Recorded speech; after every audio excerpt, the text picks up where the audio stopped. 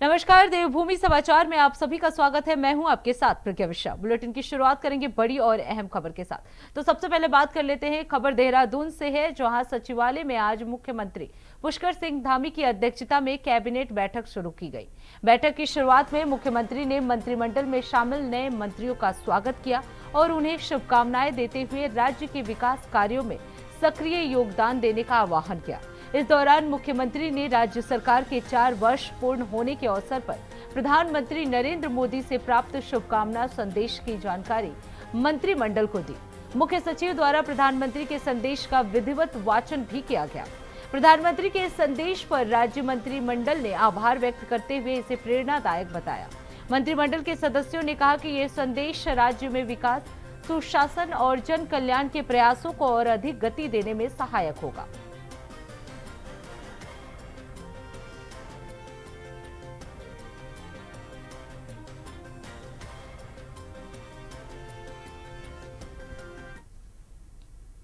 अब रुक कर लेते हैं अगली खबर की। जसपुर में उत्तराखंड एसटीएफ और जसपुर पुलिस की संयुक्त टीम ने अवैध हथियार तस्करी के खिलाफ बड़ी कार्रवाई करते हुए 2 शातिर तस्करों शमशेर सिंह और सिमरनजीत को गिरफ्तार कर लिया है। इस कार्रवाई में टीम को 2 पंप एक्शन गन, 2 पिस्टल और 10 जिंदा कारतूस समेत तस्करी में प्रयुक्त एक कार बरामद हुई है।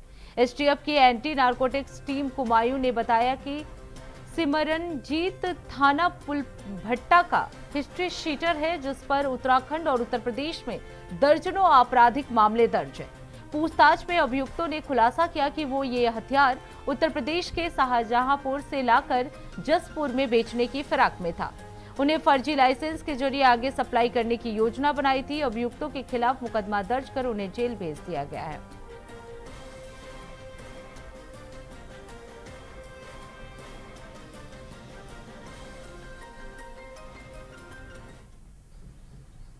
अब रुक कर लेते हैं अगली खबर की। देहरादून में बढ़ती छात्र गुटबाजी और झगड़े मारपीट की घटनाओं को देखते हुए पुलिस ने सख्त रुख अपनाया है। पुलिस अब गुटबाजी में शामिल छात्रों की पहचान कर उनके खिलाफ कड़ी कार्रवाई करेगी।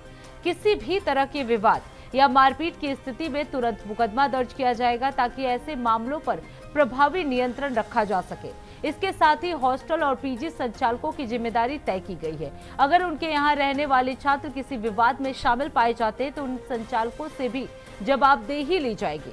पुलिस ने रात के समय बाहर घूमने वाले छात्रों पर निगरानी बढ़ा दी है। वहीं होटल और रेस्टोरेंट में होने वाले विवादों की स्थिति में संचालकों की भी जांच की जाएगी। अधिकारियों ने स्पष्ट किया कि किसी भी स्तर पर लापरवाही मिलने पर संबंधित थाना प्रभारियों के खिलाफ सख्त कार्रवाई की जाएगी।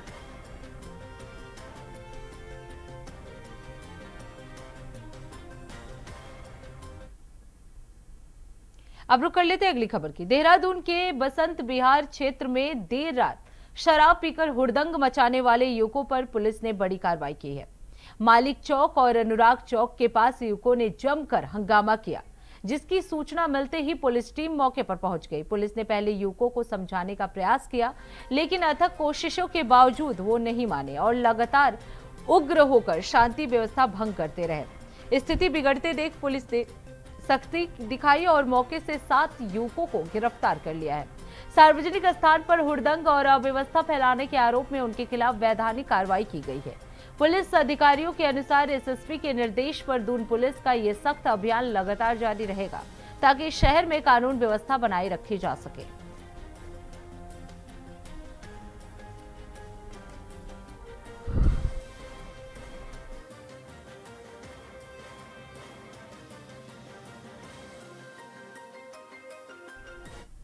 अब रुक कर लेते हैं अगली खबर की। हरिद्वार में मथुरा के प्रसिद्ध संत चंद्रशेखर बाबा उर्फ फरसे वाले बाबा की संदिग्ध सड़क दुर्घटना में मौत के बाद संत समाज में गहरा आक्रोश देखने को मिल रहा है। परशुराम घाट पर अखंड परशुराम अखाड़े के बैनर तले आयोजित शोक सभा में साधु संतों ने बाबा को श्रद्धांजलि और उनकी आत्मा की शांति के लिए प्रार्थना की। इस दौरान संतों ने उनकी मौत को लेकर संदेह जताते हुए इसे सामान्य दुर्घटना नहीं बल्कि साजिश करार दिया है। अखाड़े के पदाधिकारियों ने कहा कि बाबा का जीवन गौ सेवा और सनातन धर्म के प्रचार को समर्पित था, इसलिए उनकी मौत की उच्च स्तरीय जांच कराई जानी चाहिए। संतों ने केंद्र सरकार से गाय को राष्ट्रमाता घोषित करने और गौ सेवा में लगे साधु संतों की सुरक्षा सुनिश्चित करने की मांग भी की है। उन्होंने चेतावनी दी कि यदि मामले में दोषियों के खिलाफ कार्रवाई नहीं हुई तो संत समाज राष्ट्रव्यापी आंदोलन शुरू करने को मजबूर होगा।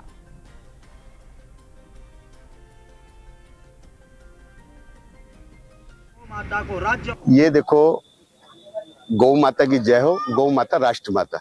माँ गंगा जी के प्रांगण में हमने अपने महान पुरुष जो गौ भक्त थे, ब्रज के फरसे वाले बाबा जी के नाम से मशहूर थे और गौ भक्ति उनके रोम रोम में थी, ऐसे महान संतों के चरणों में हम नमन करते हैं। माँ गंगा जी को फूल अर्पित कर उनसे प्रार्थना किए, इन्हें बैकुंठ में अपने निवास स्थान दीजिए।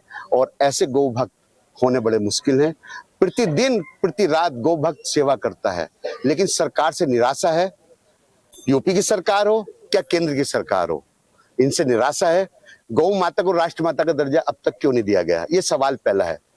ये उत्तराखंड हरिद्वार से हम देवभूमि से मालूम करना चाहते हैं केंद्र सरकार से कि गौ माता को राष्ट्रमाता का दर्जा क्यों नहीं दिया गया। नमामि गंगे तव पाद पंकजम सुरासुरैर्वन्दित दिव्य रूपम भुक्तिम च मुक्तिम दास्य नित्यम भावानुसारेण सदा नारायणम। श्री अखंड परशुराम अखाड़ा के द्वारा एवं सभी साधु संत महापुरुषों के सानिध्य में माँ गंगा जी का पूजन किया गया, अर्चन किया गया। पूरा भारत जानता है फरसे वाले बाबा जिन्होंने गौ माता का रक्षा का संकल्प लिया है और पूरा जीवन गौ माता के लिए समर्पित किया है। पर जैसे उन्हें ईद से एक दिन पहले 20 तारीख को पता चला कि गौ तस्कर गौ माता को ट्रक में भर करके ले जा रहे हैं गौ हत्या के लिए, गौ कसी के लिए, तो वो निकल पड़े गौ माता की रक्षा के लिए। और गौ तस्करों ने, गौ माता के हत्यारों ने बाबा को कुचल करके मार दिया। और माँ गंगा जी से यही प्रार्थना सभी ने की है कि बाबा को वैकुंठ में स्थान मिले, मोक्ष मिले। और जितने भी गौ तस्कर हैं ये सब जेल के अंदर हों और उत्तर प्रदेश सरकार और भारत सरकार गौ माता की रक्षा के लिए कोई कानून बनाए और गौ माता को राष्ट्रमाता घोषित करे। और जो महाराज जी की गौशालाएं हैं उन्हें सरकार अपनी रक्षा सुरक्षा में ले। अब रुक कर लेते हैं अगली खबर की। देहरादून में यूएसडीएमए द्वारा आर्टिफिशियल इंटेलिजेंस पे एक कार्यशाला आयोजित की गई, जिसमें आपदा प्रबंधन में एआई के संभावित उपयोग पर चर्चा की गई।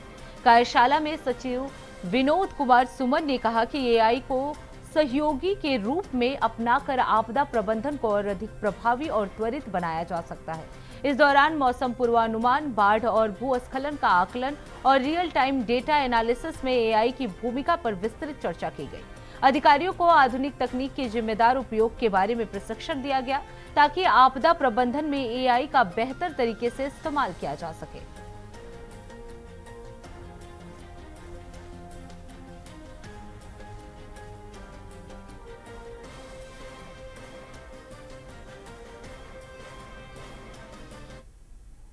अब रुक कर लेते हैं अगली खबर की। देहरादून में एलपीजी गैस की कालाबाजारी रोकने और 100% होम डिलीवरी सुनिश्चित करने के लिए जिला प्रशासन सक्रिय रूप से काम कर रहा है। जिला अधिकारी सविन बंसल के निर्देशों पर क्षेत्रवार क्यूआरटी टीम गठित की गई है, जो गैस एजेंसियों का निरीक्षण करती है और एलपीजी गैस की मांग, आपूर्ति और अन्य गतिविधियों का जायजा लेती है। ग्रामीण क्षेत्रों में गैस की बुकिंग की अवधि 45 दिन से घटाकर 25 दिन कर दी गई है। जिला प्रशासन द्वारा जारी व्हाट्सएप नंबर पर एलपीजी गैस आपूर्ति संबंधी 33 शिकायतें दर्ज की गई हैं। जिले में लगभग 10,424 घरेलू और 412 व्यवसायिक उपभोक्ताओं को गैस की आपूर्ति की गई है। साथ ही गैस स्टॉक का 34,487 और व्यवसायिक गैस का 1,207 सिलेंडर उपलब्ध हैं, जबकि लोड निरंतर बढ़ाया जा रहा है।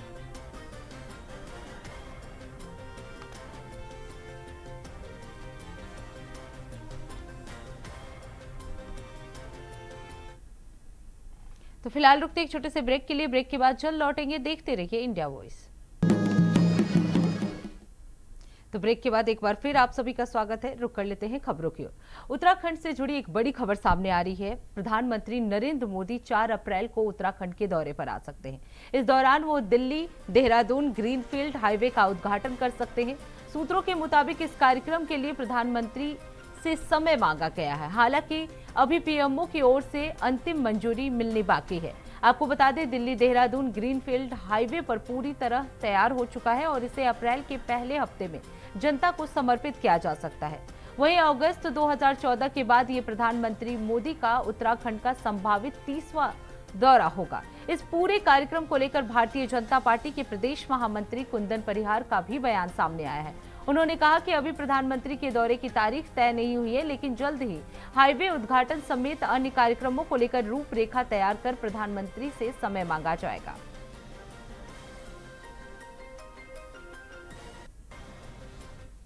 देखिए, एक बार तिथि उसका आने दीजिए और हम समझते हैं कि जो देहरादून दिल्ली हाईवे है उसका भी उद्घाटन की एक योजना है और आगे भी कुछ कार्यक्रम उनके साथ जोड़ करके तो तिथि एक बार घोषित हो जाएगी तो फिर उसके बाद सारे कार्यक्रम भी आपको सूचित कर।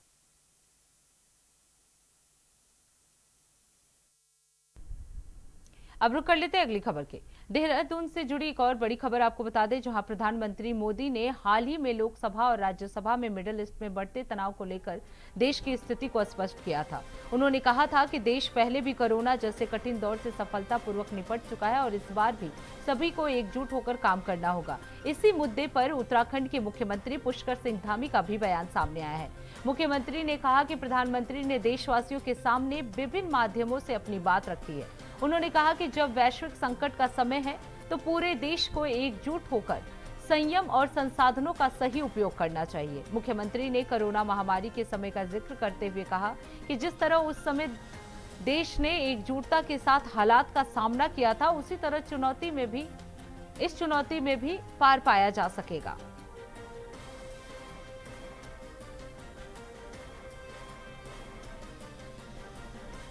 प्रधानमंत्री जी स्वयं सभी देशवासियों के सामने सारी बातें उन्होंने कल भी रखी है, राज्यसभा में, लोकसभा में, अन्य माध्यमों से। और ऐसे समय में जब ये पूरा एक तरह से वैश्विक संकट है, तो इस समय में जैसे हम लोगों ने महामारी के समय में भी पूरी एकजुटता के साथ जो हमारे पास संसाधन हैं, उन संसाधनों का पूरी तरह से उपयोग करते हुए हमको काम करना है, संयम से मिलजुल कर। और इस घड़ी में भी हम सब लोग इसका सामना करेंगे और इससे भी आगे निकलेंगे। अब रुक कर लेते हैं अगली खबर की। रुड़की तहसील में करीब 2 साल से रुकी हुई जमीन की नीलामी को लेकर ठेकेदारों ने विरोध प्रदर्शन किया है।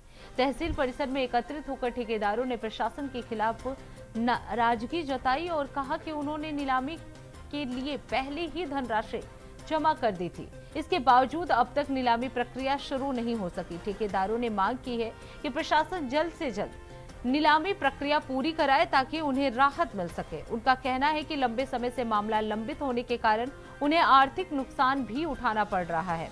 वहीं इस दौरान तहसीलदार के मौजूद न होने के कारण ठेकेदारों और प्रशासन के बीच कोई वार्ता नहीं हो पाई, जिससे उनकी नाराजगी और भी बढ़ गई।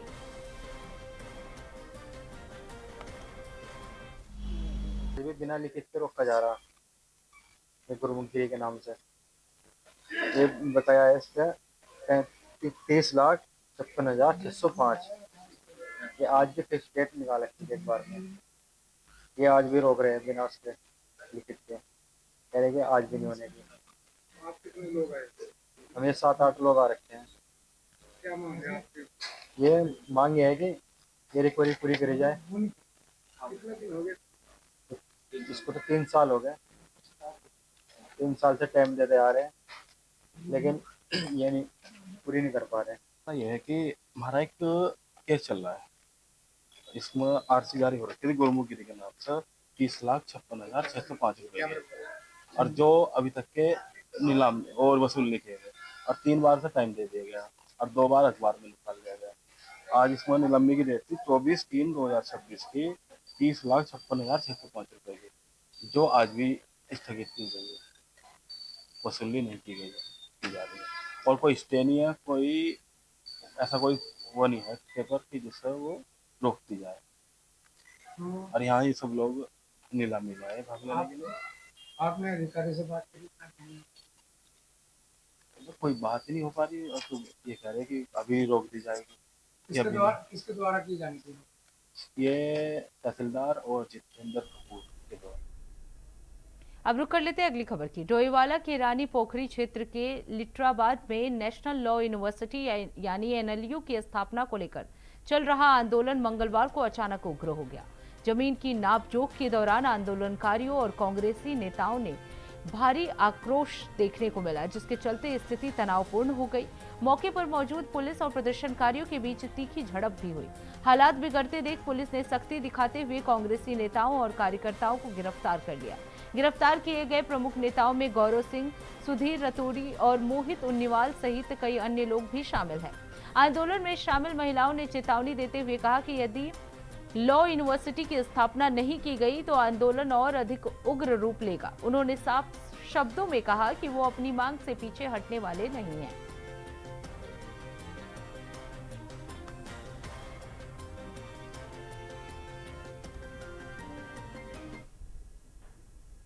तो इसी के साथ देवभूमि समाचार में बस इतना ही। देश दुनिया की तमाम बड़ी खबरों के लिए देखते रहिए इंडिया वॉइस। तब तक के लिए नमस्कार।